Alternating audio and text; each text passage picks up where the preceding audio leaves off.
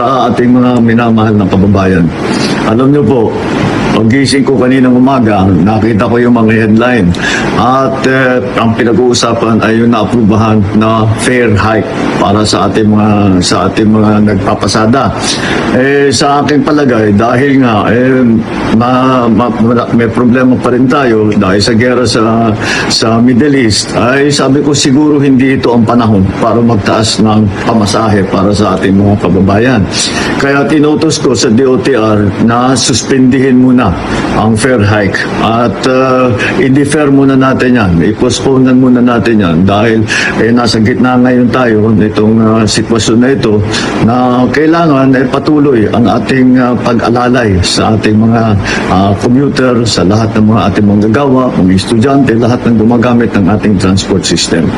Huwag po mag-alala ang ating mga transport workers dahil mamadaliin po namin, dadagdagan po namin ang suporta sa inyo para naman ay hindi kayo masyadong mahirapan. Ang DOTR ay pinutusan ko na sisimula na ang libreng sakay sa buong Pilipinas at pwede po ninyong gamitin muna yan para pangbawas gastos sa pang-araw-araw. At sa MRT at sa LRT ay magdidiskwento po tayo doon sa pamasahe. Bukod pa doon, sa mga toll road ay meron din tayong inutos na diskwento para mas maliit na ngayon ang bayad ng taong bayan sa paggamit ng mga toll road.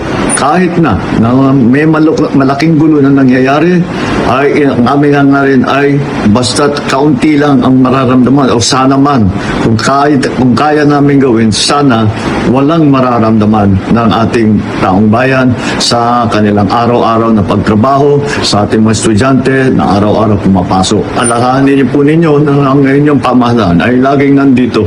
Lagi kaming nag-iisip ng panibagong paraan upang matiyak na ang inyong pamumuhay ay normal, maayos at ligtas. Maraming salamat po. Magandang araw.